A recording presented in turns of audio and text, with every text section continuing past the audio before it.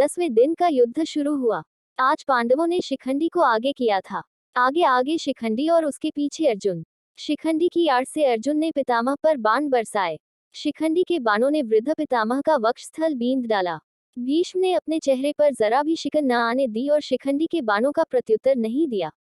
अर्जुन ने जब यह देखा कि पितामह प्रतिरोध नहीं कर रहे हैं, तो जरा जी कड़ा करके उसने भीष्म के मर्म स्थानों को लक्ष्य करके तीखे बाणों से बींधना शुरू कर दिया। भीष्म का सारा शरीर बिंध गया, पर इतने पर भी उनका मुख मलिन न हुआ। भीष्म ने अर्जुन पर शक्ति अस्त्र चलाया। अर्जुन ने उसे 3 बाणों से काट गिराया। अब भीष्म को यह निश्चय हो गया था कि आज का युद्ध उनका आखिरी युद्ध होगा। इस कारण वह हाथ में ढाल तलवार लेकर रथ से उतरने लगे। अर्जुन का बाण बरसाना जारी था। उसके बाणों ने पितामह के शरीर में उंगली रखने की भी जगह न छोड़ी थी। पितामह के सारे शरीर में बाण ही बाण घुस गए थे। ऐसी अवस्था में ही भीष्म रथ से सिर के बल जमीन पर गिर पड़े। भीष्म गिर तो गए, लेकिन उनका शरीर भूमि से नहीं लगा। सारे शरीर में जो बाण लगे हुए थे वे एक तरफ से घुसकर दूसरी तरफ निकल आए थे। भीष्म का शरीर जमीन पर न गिरकर उन तीरों के सहारे ही ऊपर उठा रहा। पितामह अर्जुन से बोले, बेटा अर्जुन, मेरे सिर के नीचे कोई सहारा नहीं है, वह लटक रहा है, कोई ठीक सा सहारा तो लगा दो। भीष्म ने ये वचन उसी अर्जुन से कहे जिसने अभी अभी प्राणहारी बाणों से उनको बींध डाला था। भीष्म का आदेश सुनते ही अर्जुन ने अपने तरकस से 3 तेज बाण निकाले और पितामह का सिर उनकी नोक पर रखकर उनके लिए उपयुक्त तकिया बना दिया। भीष्म बोले, हे राजागण, अर्जुन ने मेरे लिए जो सिरहाना बनाया है उसी से मैं प्रसन्न हुआ हूँ। अभी मेरा शरीर त्याग करने का उचित समय नहीं हुआ है, अतः सूर्यनारायण के उत्तरायण होने तक मैं यहीं और ऐसा ही पड़ा रहूंगा। आप लोगों में से जो भी उस समय तक जीवित बचे वे आकर मुझे देख जाएं। इसके बाद पितामह ने अर्जुन से कहा, बेटा, मेरा सारा शरीर जल रहा है और प्यास लग रही है, थोड़ा पानी तो पिलाओ। अर्जुन ने तुरंत धनुष तानकर भीष्म की दाहिनी बगल में पृथ्वी पर बड़े जोर से एक तीर मारा। बाण पृथ्वी में घुसकर सीधा पाताल में जा लगा।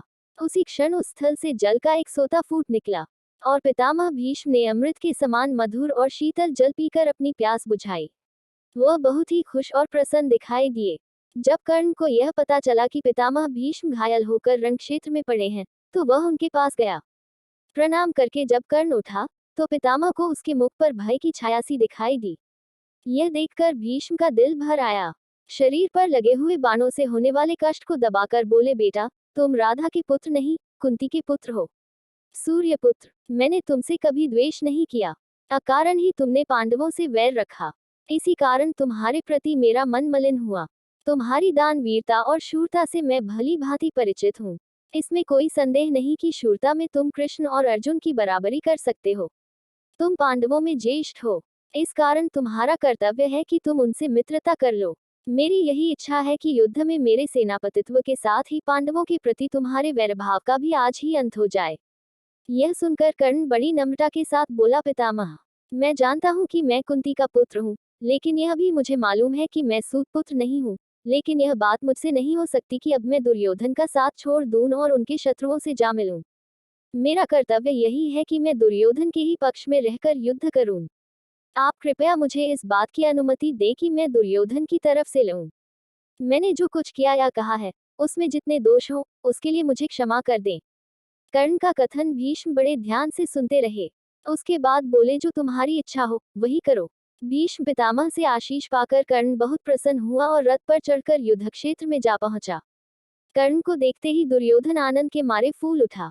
भीष्म के बिछोह का जो दुख उसके लिए डहसह सा प्रतीत हो रहा था, अब कर्ण के आ जाने पर किसी तरह उसे भूल जाना उसके लिए संभव मालूम होने लगा। दुर्योधन और कर्ण इस बारे में सोच विचार करने लगे कि अब सेनापति किसे बनाया जाए। रीति से द्रोणाचार्य का सेनापति पद पर अभिषेक हुआ। द्रोणाचार्य ने 5 दिन तक कौरवों की सेना का संचालन करते हुए घोर युद्ध किया। यद्यपि अवस्था में वह बूढ़े थे, फिर भी सात्यकी, भीम, अर्जुन, धृष्टद्युम्न, अभिमन्यु, द्रुपद, काशीराज आदि सुविख्यात वीरों के विरुद्ध द्रोणाचार्य अकेले ही भिड़ जाते थे और एक एक को खदेड़ देते थे। 5 दिन तक उनके हाथों पांडवों की सेना बहुत ही सताई गई। आचार्य द्रोण ने पांडव सेना की नाक में दम कर दिया। द्रोणाचार्य के सेनापतित्व ग्रहण करने के बाद दुर्योधन, कर्ण और दुशासन तीनों ने आपस में सलाह करके एक योजना बनाई। उसके अनुसार दुर्योधन आचार्य के पास जाकर बोला, आचार्य, किसी भी उपाय से आप युधिष्ठिर को जीवित ही पकड़कर हमारे हवाले कर सके तो बड़ा ही उत्तम हो। दुर्योधन का उद्देश्य तो कुछ और ही था। दुर्योधन को यह भी पता चल गया था कि युधिष्ठिर का वध करने से कोई लाभ नहीं हो सकता। इसके विपरीत यदि युधिष्ठिर को जीवित पकड़ लिया जाए तो युद्ध भी शीघ्र ही बंद हो जाएगा और जीत भी कौरवों की होगी। थोड़ा राज्य युधिष्ठिर को देने का बहाना करना होगा, सो वह कर देंगे और बाद में फिर जुआ खेलकर सहज ही में उसे वापस छीन भी लेंगे। इन्हीं सब विचारों से प्रेरित होकर दुर्योधन ने द्रोणाचार्य से युधिष्ठिर को जीवित पकड़ लाने का अनुरोध किया था।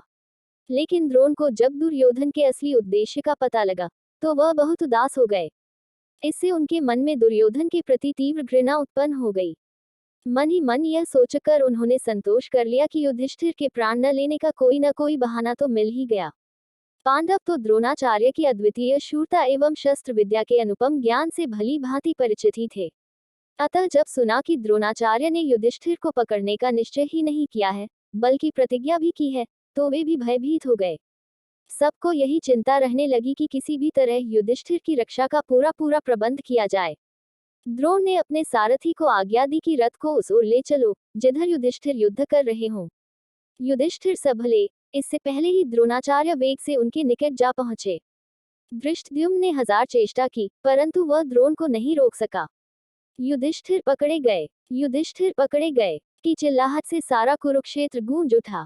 इतने ही में एकाएक न जाने कहां से अर्जुन उधर आ पहुंचा और अर्जुन के गांडीव से बाणों की ऐसी अविरल बौछार छूट रही थी कि कोई देख ही नहीं पाता था कि कब बाण धनुष पर चढ़ते और कब छूटते थे। कुरुक्षेत्र का आकाश बाणों से भर गया। इस कारण सारे मैदान में अंधकार सा छा गया। अर्जुन के हमले के कारण द्रोणाचार्य को पीछे हटना पड़ा। युधिष्ठिर को जीवित पकड़ने का उनका प्रयत्न विफल हो गया और संध्या होते होते उस दिन का युद्ध भी बंद हो गया। कौरव सेना में भय छा गया। पांडव सेना के वीर शान से अपने अपने शिविर को लौट चले। सैन्य समूह के पीछे पीछे चलते हुए कृष्ण और अर्जुन अपने शिविर में जा पहुंचे। इस प्रकार 11वें दिन का युद्ध समाप्त हुआ।